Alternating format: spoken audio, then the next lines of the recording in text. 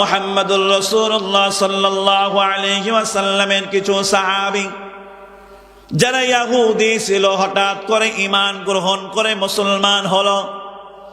মুসলমান হওয়ার পরে আল্লাহর রাসূল ডাক দিয়ে বলে, ইয়া রাসূলুল্লাহ, ইসলাম গ্রহণ করে মুসলমান হয়েছি, তবে আগের অভ্যাসটা এখন পর্যন্ত ছাড়তে কষ্ট হয়।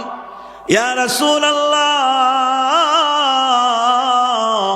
আপনার কাছ থেকে অনুমতি চাই, যদি আপনি অনুমতি দেন। আগে আমরা ওই ধর্ম যখন পালন করতাম, শনিবারের দিনটা আমাদের জন্য গুরুত্বপূর্ণ ছিল। ইয়া রাসূলুল্লাহ, ইসলাম গ্রহণ করে মুসলমান হয়েছি, রবিবার থেকে নিয়ে শুক্রবার পর্যন্ত ইসলামের সব হুকুম মানব।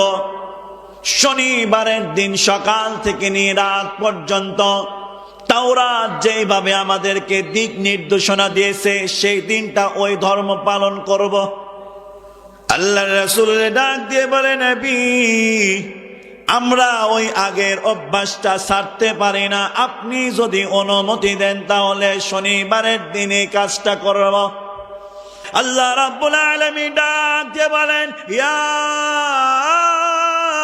আইয়ুহাল্লাযীনা আমানু দুখুলু ফিস-সিলমি কাফা ওয়া লা তাত্তাবিউ খুতুওয়াতিশ শাইতান ইন্নাহু লাকুম আদুవ్বুম মুবিন।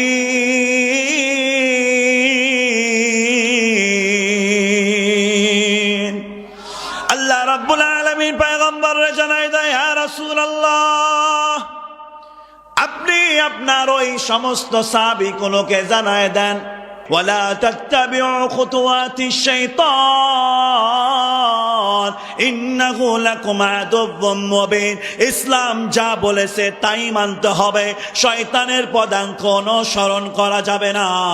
ইসলাম যেভাবে গাইডলাইন করেছে, কোরআন যেভাবে আমাদেরকে পথ দেখিয়ে দিয়েছে, আল্লাহ পয়গম্বরকে জানায় দেয়, আপনি আপনার সাহাবীদেরকে জানায় দেন, নবী গো, তারা মুসলমান হয়েছে, ইসলাম গ্রহণ করে মুসলমান হয়েছে।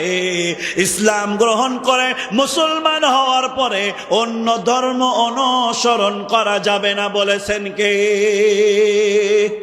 আমাদের বিয়ে শাদীর আগের দিন বাসায় বাসায় যে আমাদের গায়ে হলুদ অনুষ্ঠান হয়, এইটাকে ইসলামে সমর্থন করে?